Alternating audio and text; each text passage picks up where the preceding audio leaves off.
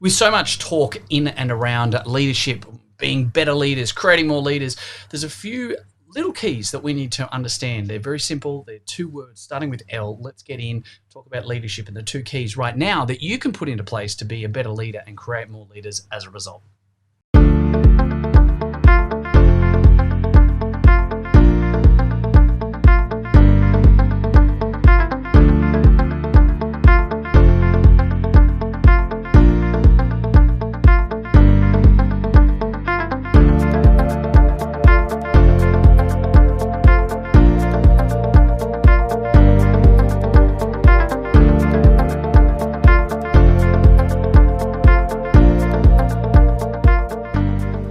So if we get stuck into the probably the white elephant in the room right now, it's the word and topic around leadership. It's everywhere. We can't deny it. Everything we say, everything we do in the business world in the last 5 years, 10 years has been all about leadership. And fundamentally, we could pick holes in that. We could talk about the fact that most people that are sprouting leaders and leadership actually talk about management principles, and they don't realize the distinct difference between managers and leaders and the actual side of managerial work and leadership, etc. But if we specifically talk just about leadership, there's some really crucial avenues, and everyone does it a little bit different. There is no distinct right and wrong. There's no distinct you are a bad leader because of this or you are a good leader because of that. But there are 2 big parts. They're both words that start with L, as a little giveaway there. But we should know that there's 2 keys to really good leadership that's going to be really well benefited to yourself in the health and medical industry as a whole. So let's dive straight in now and get amongst it. So the first one is listen. L for listen. I don't really know any other real clear way of saying it, but we need to listen better. We need to listen more. Now, if you think about how many times you've been chatting with team members or colleagues and you found yourself in a situation where you are probably passively listening and not really actively listening. You're engaged, you're listening, excuse the pun, to what they're saying, but ask yourself now, are you really intently listening and looking for the keys to the next level of the conversation? Because to be totally honest, what we see a lot of the time is that people will listen. Absolutely. We're not ignorant. We're not rude. We're not trying to be difficult. We will listen, but are we really listening and taking that in at a deeper level that enables us to better understand and take the next steps forward with that person? Do we have an avenue to better be able to help, grow, empower? Maybe we need to be more compassionate and understanding. So are we actually listening as we need to, first and foremost? And secondly, we can take the L word, and it's not love or lust or anything like that. It's listen. And we can take that into crucial conversations, difficult conversations that you might have with your team members right now or with staff members, where the L really is all about listening when other people need to talk. And fundamentally, we all should be admitting that we talk too much in meetings, or when we have these type of potentially difficult conversations, we leave ourselves very exposed to running our own race. And we get told that it's, we need to control the conversation. We need to be able to direction the discussion as we need it. It's my company, or it's, they need to be able to do it my way, or I need to get the outcome from this meeting that I need type of scenario. And it's all about the person who believes that they need to, take that firm approach and get the outcome that they need and want. The challenge in that lies in that isn't a form of leadership. That's actually a form of management. Managing firm but fair, going in with a preconceived understanding of what you're going to say and do and what's going to be the net result is a level of management, not a level of leadership. And so if you think about how we can incorporate listen into better leadership and some of those challenging conversations, we quite simply should be actually being comfortable with some of those uncomfortable silences. Now, what I mean by that is we need to listen more and talk less. So it's a really good showing of strength of a leader when you can be in a potentially awkward, difficult, or uncomfortable situation or conversation, discussion, etc. And you can actually put your point forward, and you can then actually just stop. Stop and listen. Have several seconds of silence where you actually just stop and you enable the person to then talk so that you are forced to listen. Now, this becomes really, really powerful.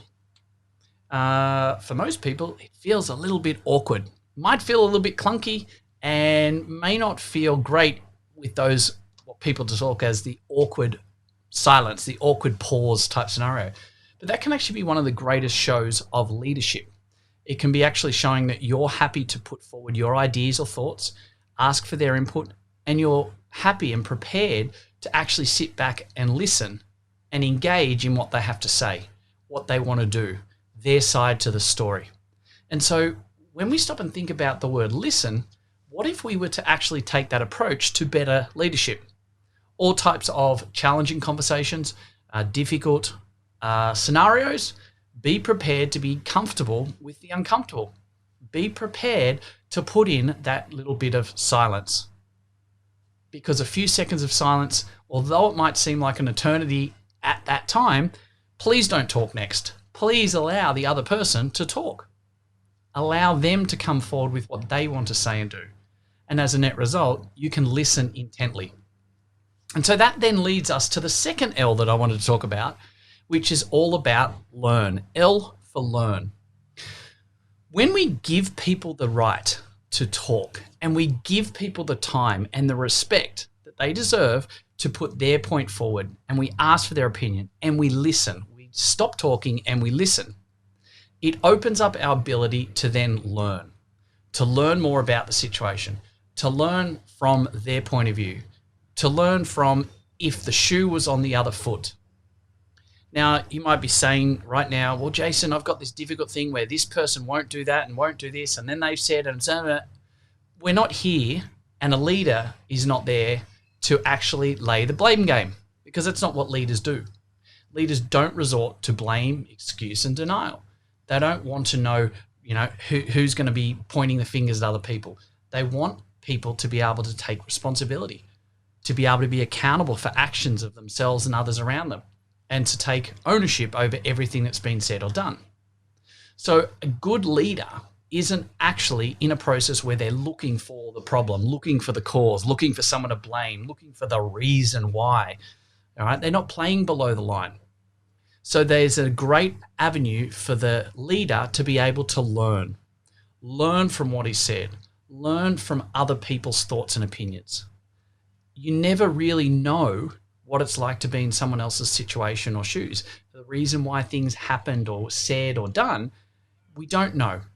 We can speculate, we can assume, and making assumptions and speculating in business as a business owner is a very, very dangerous trait to start playing around with, to be simple.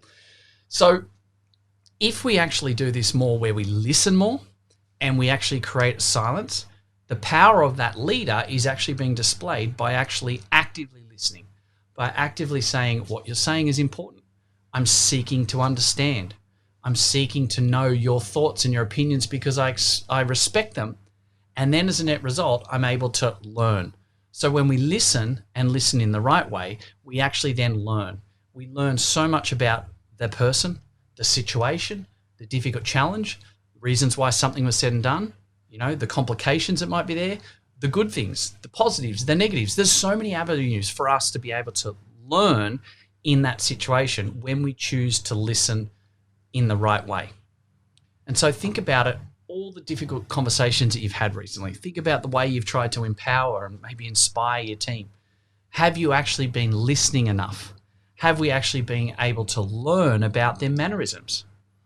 We can learn by how they react to how they communicate when we choose to listen.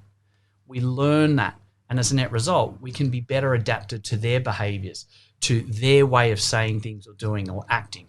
And as a net result, we're going to be able to meet them in the middle. We're going to be able to meet them at a place where they feel more comfortable with behaving, talking, acting. And as a net result, we empower them, but we also show a much higher understanding and learnt behavior around good leadership. So if you want to improve your leadership, and let's be honest, all of it should, then we really need to stop and think about the 2 L's first and foremost. One, we need to be smarter about what we're doing and more proactive with our listening and being prepared to stop, be quiet, and let the other person talk. Actively listening, being part of that conversation, giving them the respect and the time of day, be comfortable with the uncomfortable silence, and utilizing that time to learn about them, learn about the situation, and not just coming in with a heavy-handed managerial type approach. So it's all about listening first and then learning. And when you listen in the right way and learn as a net result, you're going to be a much better leader and have a much greater and positive impact on more people's lives. I'll talk to you again very soon. Hey guys, thank you very much for listening to another episode of the Profitable Practice Podcast. I would love nothing more than for you to be able to leave a review. I get so much joy out of listening and reading the amazing things that you guys say about this. So please subscribe to our channel, leave a review, and share it with your friends. Let's get some more fantastic information out there so all of us can grow the industry together. Cheers for now.